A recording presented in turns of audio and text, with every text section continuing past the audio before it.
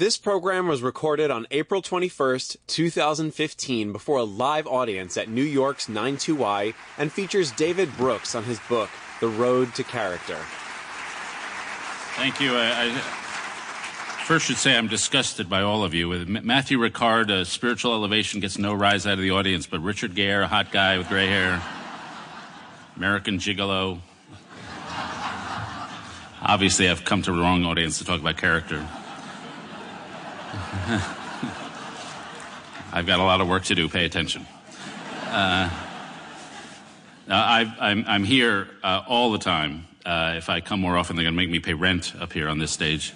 And I know that I have to be brief in front of the 92nd Street Y audiences because you didn't come here to hear me speak. You came here to hear yourself speak. So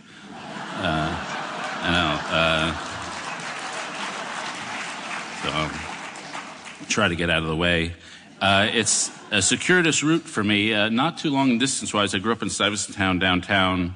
I went to Grace Church. I was part of the all-Jewish boys davening choir at Grace, where we would sing the hymns, but to square it with our religion, we wouldn't sing the word Jesus, so the volume would drop down and then come up.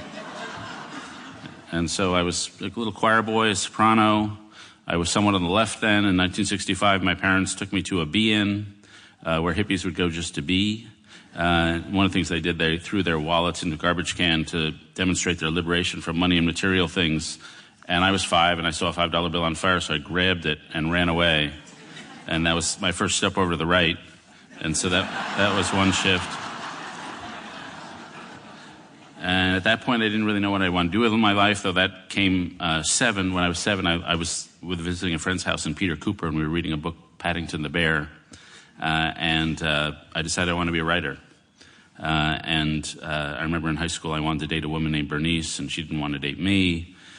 She dated some other guy, and I remember thinking, what is she thinking? I write way better than that guy.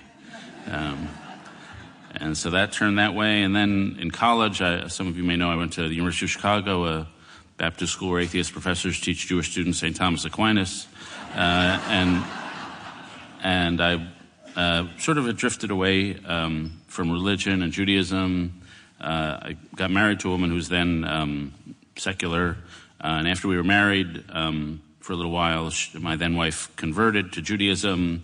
Then she announced she wanted to keep a kosher home. She became the mikveh lady at the synagogue. She wanted to send her kids to Jewish schools. And I remember thinking, God must exist because only he would go so far out of his way to screw me this badly.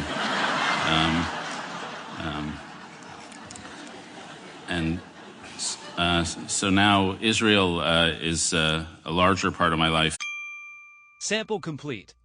Ready to continue?